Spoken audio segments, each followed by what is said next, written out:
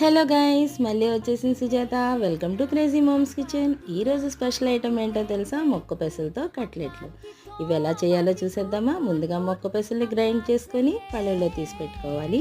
ఇప్పుడు అల్లం, వెల్లుల్లి, పచ్చిమిర్చి గ్రైండ్ చేసుకోవాలి.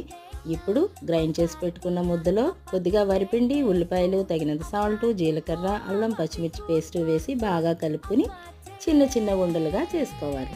ఇప్పుడు స్టవ్ మీద పెనం వేసుకుని ఆయిల్ వేసి బాగా వేడెక్కిన తర్వాత ఈ ఉండల్ని కట్లెట్ల కింద ఒత్తుకొని పైన ఆయిల్ వేసి మూత పెట్టి సిమ్లో పెట్టి ఉడకనివ్వాలి. ఇప్పుడు కట్లెట్లు రెడీ అయిపోయాయి. బాగా ఎర్రగా కాల్చుకుంటే క్రిస్పీగా టేస్టీగా చాలా కమ్మగా ఉంటాయి. ఇవి హెల్త్కి కూడా చాలా మంచిది కదా. మరి ఇంకెందుకు ఆలస్యం, ఈవినింగ్ స్నాక్స్ కింద ట్రై చేసేయండి. మరి ఎలా ఉన్నాయో ఒక కామెంట్ చేసి చెప్పేయండి.